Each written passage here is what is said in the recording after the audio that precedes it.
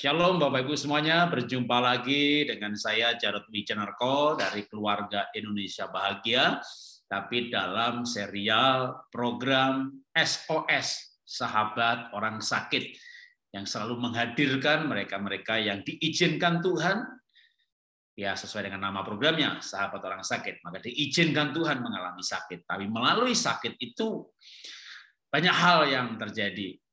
Ada yang mengalami mujizat kesembuhan. Ada yang tidak sembuh-sembuh tapi mendapat nilai-nilai kekekalan. Ada yang mengalami kesembuhan juga, ada juga yang sembuhnya biasa tapi mujizatnya pada penyediaan biaya yang sudah melampaui kemampuannya, bahkan jauh di atas, tapi Tuhan menyediakan dengan cara yang luar biasa. Ceritanya berbeda-beda karena sudah lebih dari setahun program ini, setiap minggu. Dari aneka cerita itu sungguh ada benang merah yang bagi saya pribadi menjadi host acara ini, wah, Tuhan ada, Tuhan baik, Tuhan hidup. Dan hari ini kita akan menghadirkan Jeremy. Ya, selamat malam Jeremy. Ya, selamat malam Pak. Jeremy tinggal di mana? Saya tinggal di Palangkaraya, Kalimantan Tengah. Wah, udah beda 1 jam atau masih sama dengan Jakarta? Sekarang Kayaknya di sana jam berapa sekarang? Jam 7, Pak. Oh, berarti sama berarti. masih wilayah Indonesia bagian barat atau wilayah. Ya, Pak. Iya. Nah, kalau sekarang di Palangkaraya, Jeremy kalau boleh tahu usia berapa? Saya sekarang 21 tahun, Pak. 21 tahun dan kuliah, bekerja, pelayanan? Kuliah, Pak. Pelayanan juga. Kuliah di mana? Semester berapa? Saya kuliah di Institut Agama Kristen Negeri Palangkaraya. Sekarang saya ada di semester 6 jenjang S1, Pak. Oh, dua semester lagi selesai. Oke. Ya. Nah, ini saya akan mulai sekaligus bertanya dan menampilkan foto Jeremy dulu nih. Ya, ini ceritanya ini Jeremy di usia berapa? Ini saya umur 16 tahun, Pak.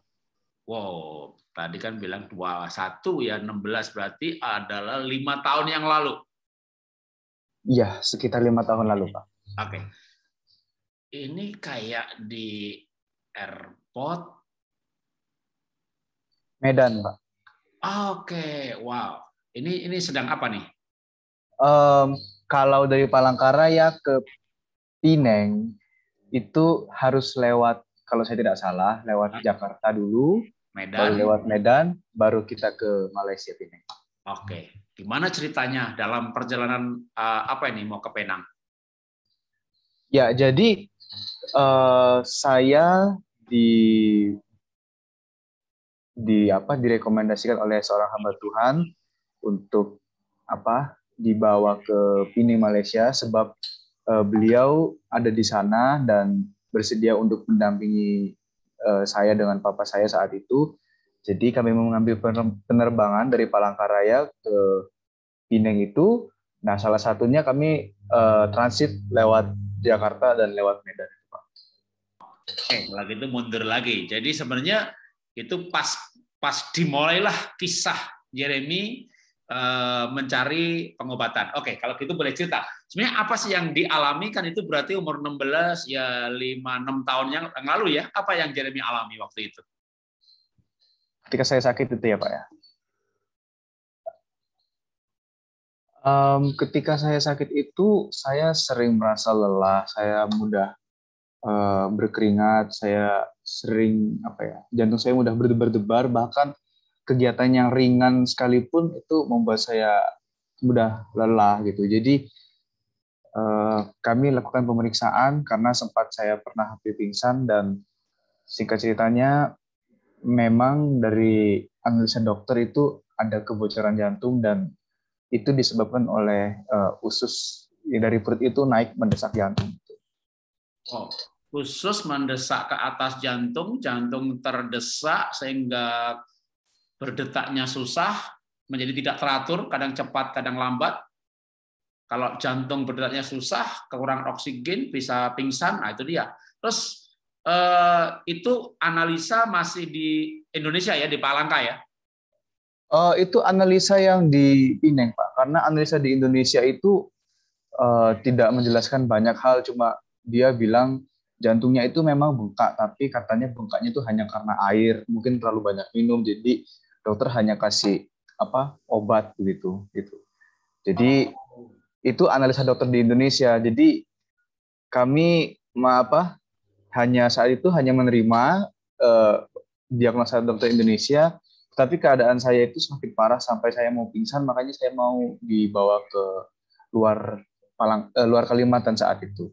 Oh, oke. Oh, jadi sempat diperiksa di Indonesia, tapi banyak sebatas ya jantung yang bermasalah, dikasih obat, tapi ya enggak, karena keadaannya berbeda sebenarnya, lalu maka ke Penang itulah dapat diagnosa ini. Ya, Pak. Nah, terus kalau saran dokter waktu itu di Penang, tindakan apa yang harus dilakukan?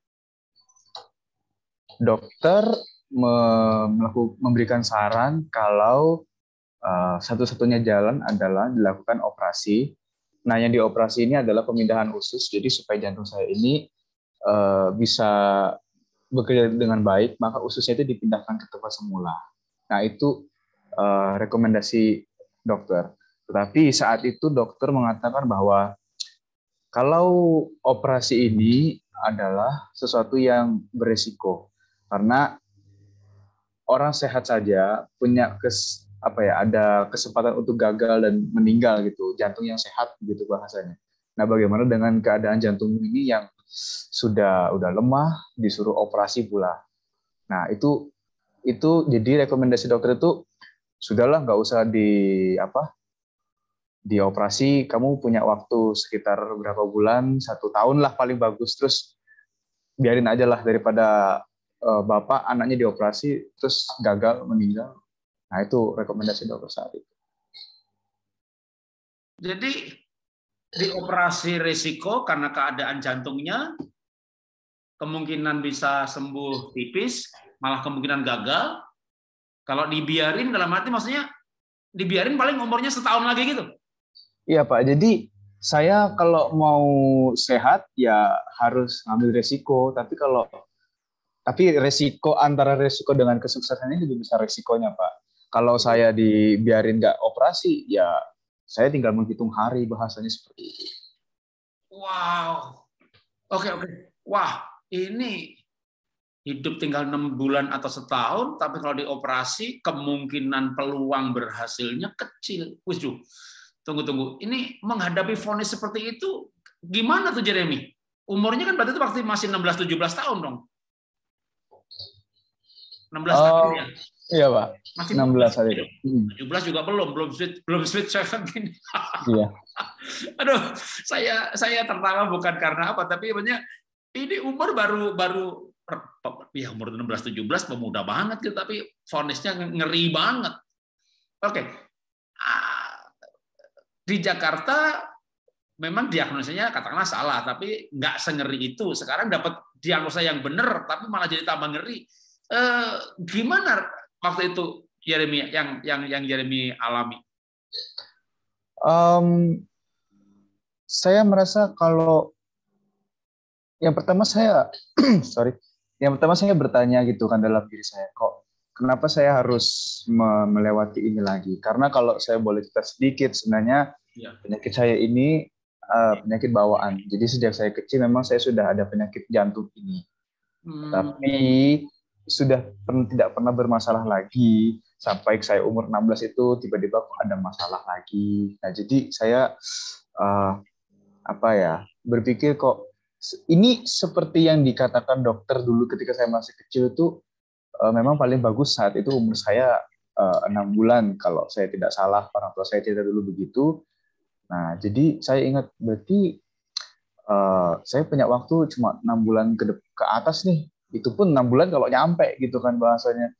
Saya ngerasa, wah gimana ini ya, kok begini gitu. Padahal kami nggak pernah menduga hal-hal seperti ini terjadi. Gitu. Wow, waduh. Oke, terus akhirnya betul jadi dioperasi apa enggak? Akhirnya kami jadi dioperasi atas permintaan kami sendiri. Itu sempat terjadi sedikit bukan konflik, tetapi lebih ke arah kami melawan aturan yang diberikan oleh dokter. Karena pada awalnya dokter bilang, oke, boleh operasi, dan kami siap-siap saat itu rencananya. Tetapi saat itu kan kami masih dengan hambanya di Malaysia.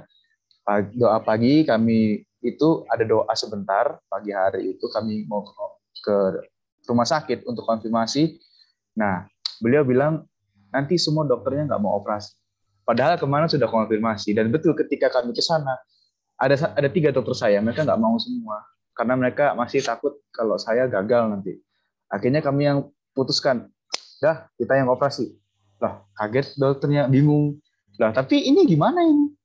Operasi aja. Jadi kami yang mendesak dokternya untuk operasi, dan kami minta dalam waktu 1 minggu, dan mereka ya nggak bisa apa-apa karena kan atas keinginan kami sendiri begitu. Berarti tanda tangan, apapun resikonya kita bertanggung jawab gitu kan ya. Ya. Wow, keputusan yang cukup berani ya. Apa yang membuat Jeremy waktu itu mungkin dengan pergi ke sana dengan papa mama? Sama papa aja, karena mama sama saudara ada di rumah saat itu. Jadi Jeremy dan papa ya yang akhirnya berani mengambil keputusan begitu, apa kira-kira waktu itu? Masih ingat?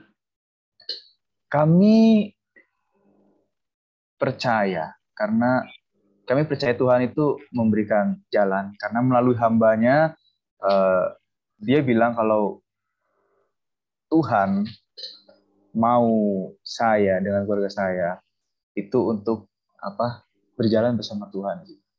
Nah, memang keadaannya mungkin seperti hutan gelap atau sebagainya, tapi Tuhan ingin kita tahu kalau Tuhan itu ada, tidak di depan kita, tetapi dia di sebelah kita, dia bersama kita. Nah, jadi itu yang menjadi kekuatan bagi kami. Kami percaya kalau kami pasti bisa melewati itu. Wah, keputusan yang tidak mudah sih ya, karena peluang ya, karena emang jantung kan nggak main-main ya, jantungnya berhenti berdetak selesai deh. Apalagi dalam kondisi memang jantungnya bermasalah, ini mau mindahin ususnya, tapi kan jantungnya bermasalah. Ya, tapi memang ya setuju saya bahwa tanpa kekuatan keyakinan bahwa Tuhan menyertai itu hal yang berat. Tapi sama kayak buah si Kamal-Kamal juga, kalau nggak dioperasi sama juga 6 bulan setahun lewat juga. Jadi kayak mengambil kesempatan yang kecil, kalau berhasil kan ya panjang, nggak berhasil ya pendek, kayak 6 bulan tapi yang diperpendek. Tapi betul tanpa keyakinan bahwa Tuhan menyertai menolong, itu keputusan yang berat. Boleh sebentar, ini saya tunjukkan fotonya. Apakah ini foto pada waktu itu di Penang ya? Ini? Iya Pak, ini setelah saya operasi. Oke, ya kalau pas operasinya mungkin nggak difoto, kali horor banget ya. Ini pas setelah dioperasi, terus ini ini masa pemulihannya saya. Sudah lepas instalasi semua, tinggal infus saja. Oke, tapi masih di Penang juga? Masih Pak. Terus satu lagi ini? Ini masih sama. Ini siapa nih yang di belakang? Ini papa saya. Oke. Yang tadi itu mama sama adik saya. Oke, berarti akhirnya begitu dioperasi ya, mama dan adik nyusul ya? Iya, nyusul mereka. Oke, waktu berangkat cuma dengan papa tadi ya.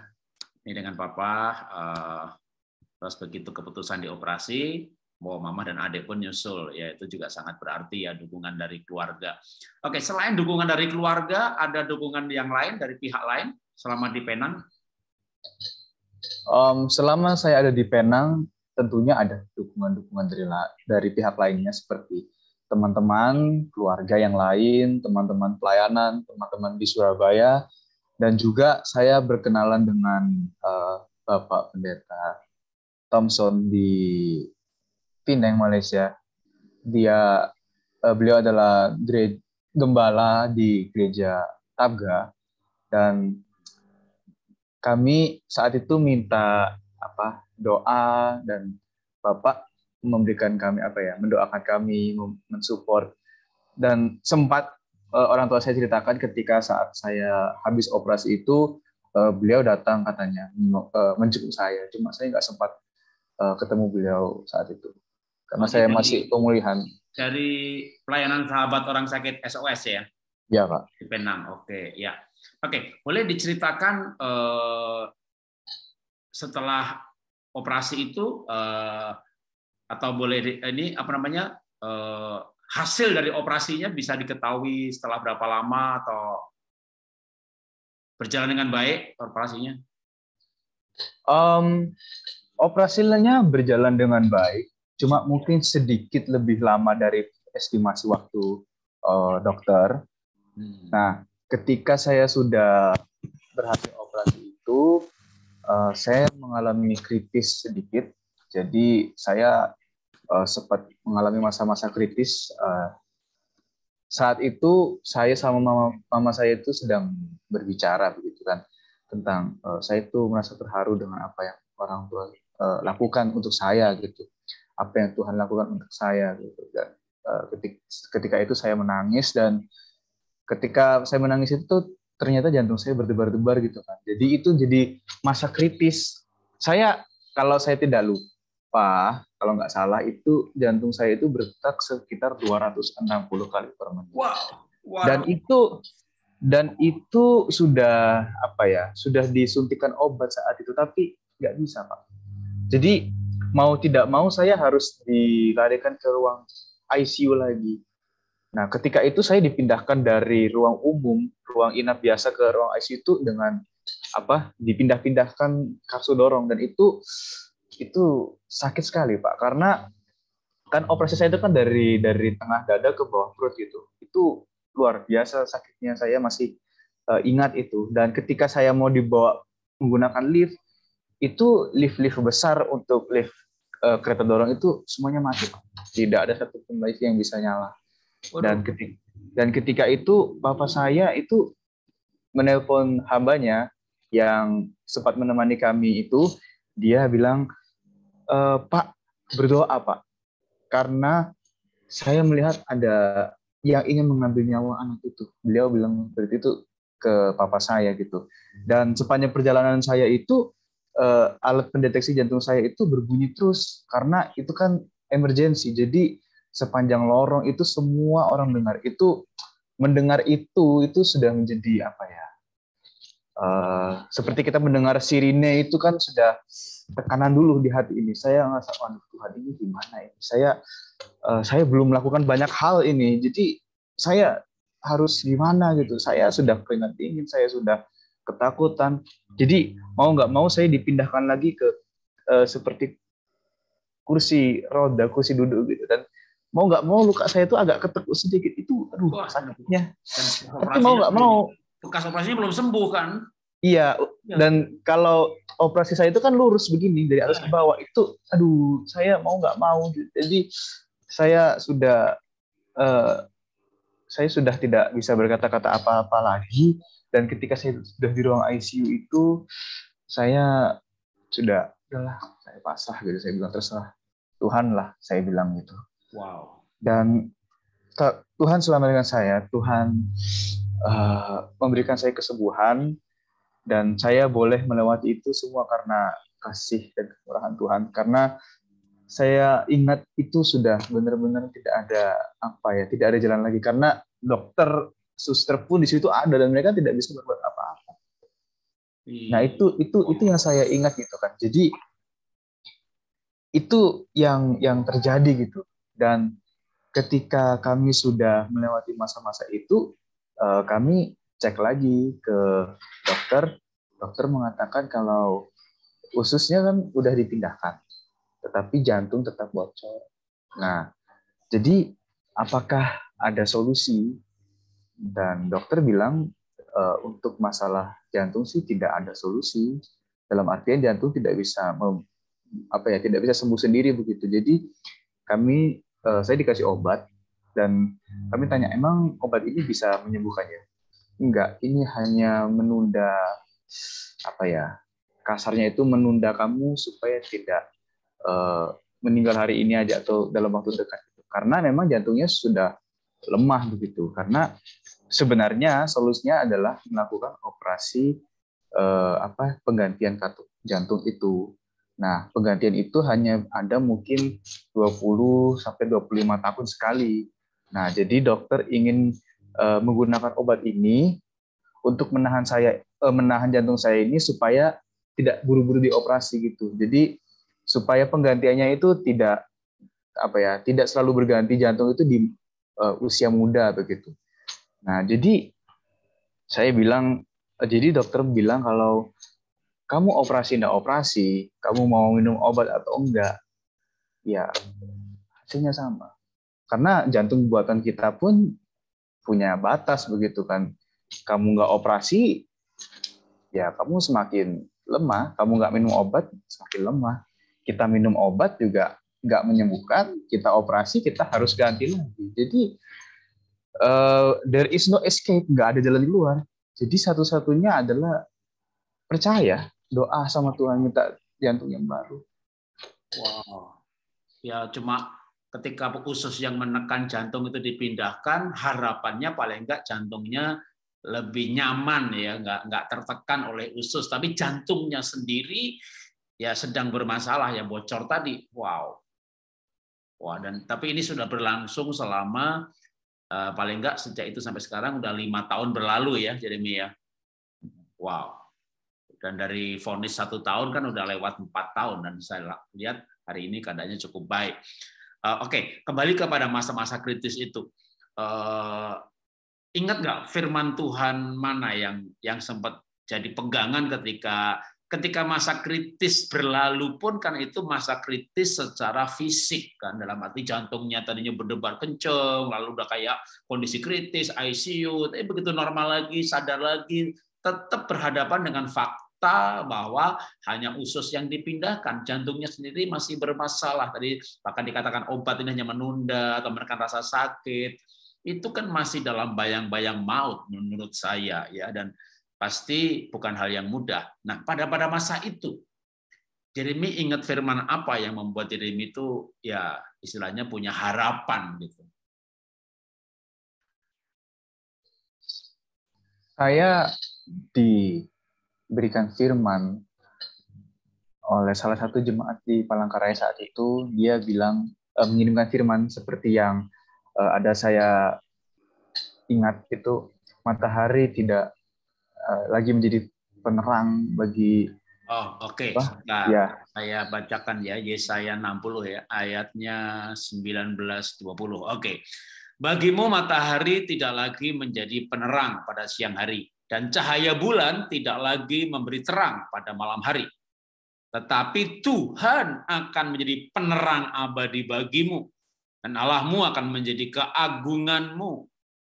20. Bagimu akan ada matahari yang tak pernah terbenam dan bulan yang tak pernah surut, sebab Tuhan menjadi penerang bagimu dan hari-hari perkabunganmu akan berakhir. Wow. Jadi kira-kira dari ayat ini rema atau pengertian apa yang Jeremy dapatkan sehingga itu menjadi kekuatan? ketika saya mendengar firman ini, saya ingat dengan apa yang hambanya katakan. Kami sedang berjalan berjalan dalam kegelapan, hutan gelap, dan dalam hutan gelap itu kan tidak ada cahaya, dan hanya ada Tuhan di situ bersama kami. Dan beliau juga mengatakan kalau Tuhan yang memberikan kamu hidup, Tuhan juga yang bertanggung jawab. Jadi itu yang menjadi kekuatan itu bagi saya. Nah, karena semalam sebelum saya operasi itu saya didatangi oleh dokter anestesi bersama papa. Dia bilang kalau misalnya bapak sama anaknya mau batal operasi besok bisa. karena kami mempertimbangkan risiko yang ada gitu. Dan bapak saya tanya sama saya, kamu gimana? Kamu mau lanjut atau enggak? Nah, saya ingat apa yang dikatakan hambanya, maju aja. Saya bilang, kita percaya Tuhan yang memberikan hidup, dan orang tua saya, papa saya tanda tangan gitu. Jadi dalam keadaan yang terdesak sekalipun seperti saat saya kecil itu, memang pikiran saya sedang apa ya, kacau dalam artian sudah mendengar yang tidak enak suaranya gitu kan, sudah kemana-mana. Tapi saya tetap berdoa sama Tuhan, Tuhan tolong, saya ada banyak yang masih saya harus kerjakan di sini gitu. Entah itu saya harus pelayanan, entah itu saya harus kuliah dan sekolah atau bagaimana. Tapi saya lebih berbicara tentang saya ini, padahal di umur-umur itu sebenarnya saya baru memulai awal-awal pelayanan saya sebagai seorang pemusik saat itu. Dan hal itu terjadi beberapa bulan setelah saya itu melihat satu tim KKR begitu kan. Jadi mereka tim pemusik itu, saya punya kerinduan punya tim seperti ini. Nah, ketika saya mengalami krisis itu, saya ngerasa baru jadi angan-angan gitu. Nah, udah mengalaminya seperti ini gitu kan. Jadi saya berharap sama Tuhan, ya, Tuhan tolong. Wow, iya, karena di usia yang sangat, ya itu betul 17 tahun aja belum, lalu vonisnya sama 6 bulan. Setelah dioperasi pun, ya operasi hanya menangani usus yang menekan jantung. Jantungnya sendiri masih bermasalah, kayak ya mungkin memperpanjang sedikit gitu ya. Jadi impiannya, padahal impian yang sedang dimulai, sebuah impian yang ya menurut saya berbeda ya dengan anak muda lain. Soal impian yang lain, impiannya untuk Tuhan, pengen melayani, pengen bangun tim musik buat pelayanan. Kok ngalamin seperti ini? Wah, emang itu hal yang tidak mudah. Tapi ya singkat cerita, Yeremia dapat kekuatan yang dari Tuhan sendiri ya, bahwa Tuhan akan menjadi penerang, dan terbukti bahwa sampai hari ini Yeremia bisa hidup dengan baik. Nah, boleh diceritakan kalau kondisi saat ini gimana? Saat ini. Kondisi saya saat ini baik, tidak pernah ada masalah. Apa yang pernah saya rasakan dulu sudah tidak pernah saya alami lagi, seperti mudah berdebar-debar dan sebagainya. Saya memang tidak pernah mengalami itu lagi. Tetapi dokter tetap memberikan pesan untuk tidak memforsir, memaksakan diri untuk melakukan hal-hal yang di luar batas kemampuan. Misalnya berlari terlalu jauh, mengangkat beban berat, karena bagaimanapun memang jantung saya ini kan sejak kecil sedikit berbeda dari jantung orang normal gitu. Nah, jadi memang saya harus tetap menjaga, meski sudah sehat sekarang, tetapi harus tetap dijaga begitu. Ya, pola hidup yang sesuai ya, misalnya olahraganya bukan lari cepat, bukan badminton, bukan sprint, tapi renang atau jalan kaki mungkin oke. Sepeda juga nggak perlu yang naik gunung gitu, tapi sepeda di tempat datar ya mesti bisa disiasati dan disesuaikan. Oke. Nah, setelah 5 tahun ya Tuhan pulihkan, tentu bisa melihat ke belakang waktu mengalami hal itu, dan sekarang juga sudah terlibat dalam pelayanan, melihat ke depan, mulai bisa melihat rencana Tuhan yang lebih jelas apa atas dulu yang dialami. Nah, kalau sekarang Yeremia melihat ini semuanya, berkat terbesar apa di balik istilahnya ya penderitaan, ratapan, bayang-bayang maut, apa yang berkat yang paling Yeremia dapatkan dari cerita ini, dari cerita kisah Yeremia sakit ini? Berkat Tuhan yang paling saya rasakan atau yang berkesan itu adalah saya mengalami sendiri berjalan dengan Tuhan, itu yang pertama. Karena saya akhirnya kan tahu rasanya berharap sepenuhnya begitu. Nah, berharap sepenuhnya kepada Tuhan begitu. Dan saya merasa kalau kan selama di hidup ini kan saya itu melakukan ya banyak kesalahan mungkin kayak, dan saya tuh ketika Tuhan menolong saya, ketika saya memanggil nama Tuhan, itu Tuhan mau gitu menolong saya gitu. Padahal saya tahu gitu, saya tahu selama hidup saya itu saya banyak melakukan satu kesalahan gitu. Tapi Tuhan itu selalu baik, Tuhan itu baik untuk saya. Bahkan saya panggil nama Tuhan saat saya masa krisis itu, Tuhan tolong. Jadi apa ya, kayak saya sekarang tahu kalau Tuhan itu baik. Meski saya sudah apa ya, sudah kritis, sudah tidak ada harapan lagi bahasanya, Tuhan itu masih mau. Nggak peduli saya itu mau buat kesalahan seperti apa, Tuhan mau tolong saya. Itu yang paling saya ingat. Oke, pertanyaan terakhir. Dengan pelajaran hidup yang tidak mudah, ya, dan menurut saya Jeremy lulus cum laude dalam pelajaran hidup, menangkap kehendak Tuhan atas peristiwa yang terjadi. Nah, pertanyaan terakhir saya adalah, sekarang apa tujuan hidup Jeremy?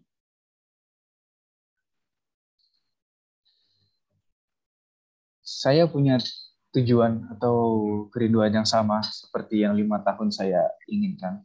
Saya ingin punya satu tim pelayanan di mana saya bisa menjangkau banyak orang. Tim pelayanan ini lebih lebih aktif melayani dalam hal musik, tarian begitu. Tapi tetap ada bidang-bidang lain seperti khotbah dan sebagainya. Itu yang saya inginkan. Saya terinspirasi dengan salah satu tim musik Kristen rohani dari Amerika, tim Bill Gaither. Dia memiliki satu tim yang spektakuler di mana alat musiknya itu ada lengkap begitu. Nah, itu saya ingin punya yang seperti itu, bisa mengajak orang dalam memuji Tuhan itu dengan musik yang istimewa, yang wah begitu. Itu yang sebenarnya saya ingin capai begitu. Nah, saya juga memiliki kerinduan kalau setiap gereja itu memiliki pemusik yang baik. Bukan saya bilang pemusik di gereja ini selama ini tidak ada yang baik. Maksud saya adalah seringkali orang melayani Tuhan dalam musik itu dalam tanda kutip itu menjadi nomor 2 gitu di gereja, karena kebanyakan adalah sukarelawan, Pak. Kayak siapa yang bisa main musik, nah tapi yang main musik ya hanya begitu-begitu saja, kadang tidak memiliki kemampuan yang baik dan sebagainya. Jadi kan ibadah yang seperti ini kan tidak bisa merasakan hadirat Tuhan dengan maksimal gitu, Pak. Jadi saya juga sekarang itu mengajar anak-anak, murid-murid. Saya juga ingin mengajarkan banyak orang itu bagaimana sih cara bermain musik yang baik dan benar, apalagi untuk di gereja. Supaya setiap gereja itu punya pemusik dengan kualitas yang baik, supaya mereka tuh bisa merasakan ibadah tuh enak juga gitu kan. Jadi kita main musiknya enak, ibadahnya enak juga. Jadi ini 2 harapan yang ingin saya capai selama saya hidup. Oke, terima kasih Jeremy. Tuhan memberkati kerinduanmu, keinginanmu, supaya bukan hanya Jeremy sendiri, tapi juga pemusik-pemusik yang lain bisa memberikan yang terbaik bagi Tuhan. Bukan asal-asalan, bukan sambilan, tapi memang hidup bagi Tuhan melalui talenta yang Tuhan sudah berikan, dan itu spesifiknya adalah talenta musik. Oke, nanti saya akan berdoa, kita akan berdoa bersama untuk Jeremy, dan saya akan mengakhiri acara kita ini. Sekali lagi saya akan membaca dari firman yang menjadi kekuatan bagi Jeremy, dan saya yakin juga menjadi kekuatan bagi Bapak Ibu semua, termasuk saya, pemirsa dari program Sahabat Orang Sakit. Yesaya 60 ayat 19 dan 20. Bagimu matahari tidak lagi menjadi penerang pada siang hari, dan cahaya bulan tidak lagi menjadi penerang pada malam hari. Tetapi Tuhan akan menjadi penerang abadi bagimu, dan Allahmu akan menjadi keagunganmu. Ayat 20. Bagimu akan ada matahari yang tidak pernah terbenam, dan bulan yang tidak pernah surut. Sebab Tuhan akan menjadi penerang bagimu, dan hari-hari perkabunganmu akan berakhir. Ya, saya menambahkan cerita yang pernah atau sering saya ceritakan. Memang hari-hari perkabungan dimulai dengan 2019 perusahaan saya bangkrut, 2020 COVID datang, usaha yang lain mulai rugi walaupun belum bangkrut, nggak pilot. 2021 mengalami kerugian yang lebih besar lagi karena stok di gudang pada expired dan sampai belasan miliar harus dibuang karena expired, dan yang ada pun dari harga ratusan miliar hanya laku sekian atau 20 sekian, jadi seperlimanya. Dan itu menjadi awal dari perkabungan berikutnya, karena setelah kebangkrutan disusul dengan COVID, anak terkena COVID Delta, istri ketularan, bahkan istri anak dua-duanya pingsan, tergeletak, terutama anak yang saya lihat sendiri tergeletaknya. Saya sudah berpikir waktu itu dia dipanggil Tuhan. Dan dia umur juga baru sekitar 20, ya sekarang 24, ini kejadian tahun lalu, berarti umur 23. Waktu itu saya juga berdoa kepada Tuhan, Tuhan kalau saya dipanggil Tuhan, bukan saya sombong ya Tuhan, saya sudah melayani dari tahun 82, sejak lahir baru, nggak ada berhentinya melayani. Sepertinya buah saya cukup, saya pun siap dipanggil Tuhan. Tapi saya minta Tuhan, anak saya masih muda, beri dia kesempatan.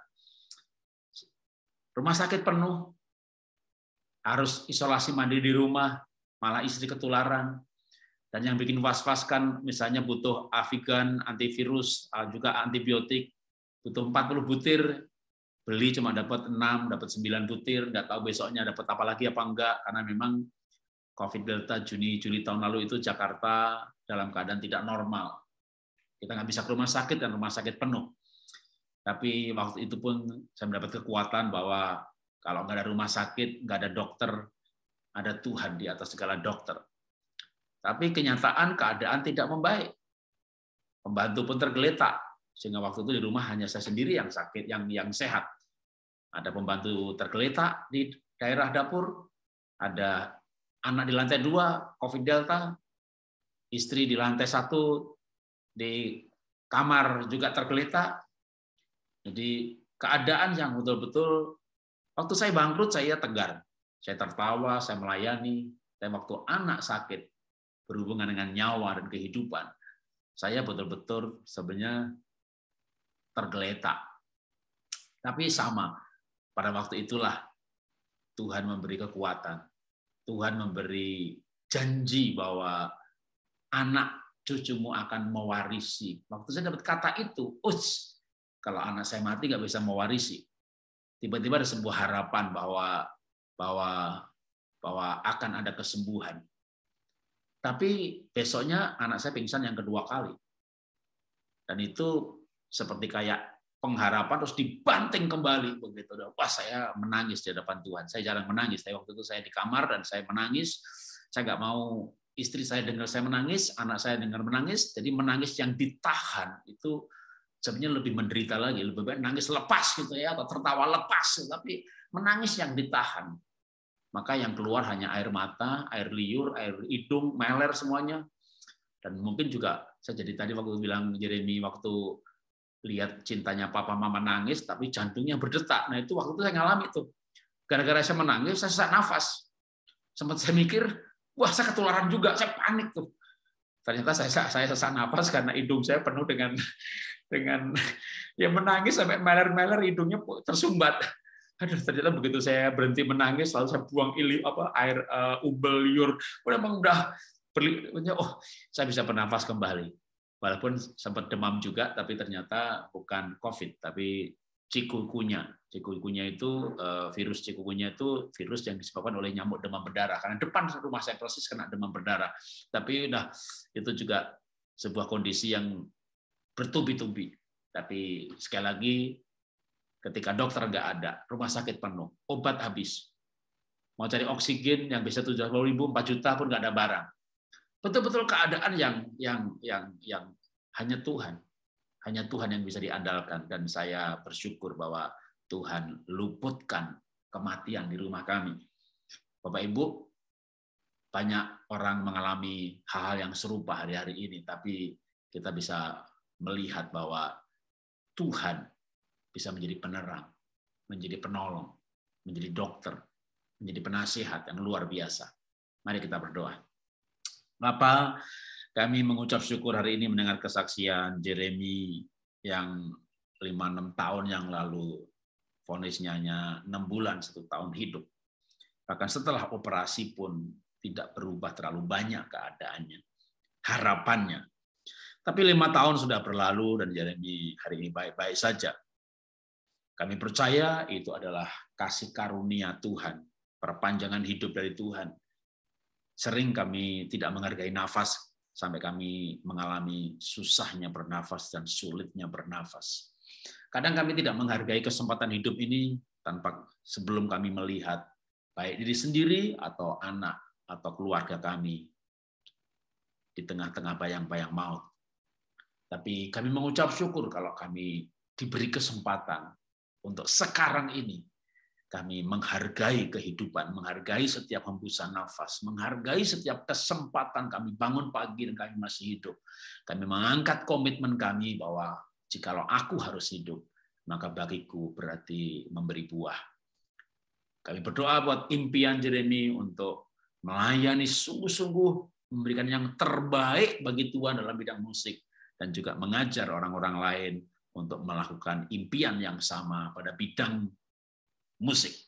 Kami berdoa juga Tuhan untuk para pemirsa program ini, kiranya kisah Jeremy menjadi sebuah inspirasi bahwa ada harapan di dalam Tuhan, bahwa Tuhan adalah matahariku, bahwa Tuhan adalah penerangku. Bahkan pada malam hari pun, pada kegelapan pun, pada bayang-bayang maut, maka ada tangan Tuhan yang kuat, yang memberi harapan, memberi perlindungan, memberi masa depan, memberi semangat baru, kehidupan yang baru, warna yang baru, cara pandang hidup yang baru, dan cara menjalani kehidupan yang bermakna dan mulia. Terima kasih Bapa, dalam nama Tuhan Yesus kami berdoa. Amin. Ya, terima kasih Jeremy sudah menjadi tamu saya, program Sahabat Orang Sakit. Tuhan memberkati kerinduanmu, dan Tuhan memberkati juga kerinduan semua pemirsa. Sampai jumpa pada program selanjutnya. Terima kasih Jeremy. Oke, Tuhan berkati.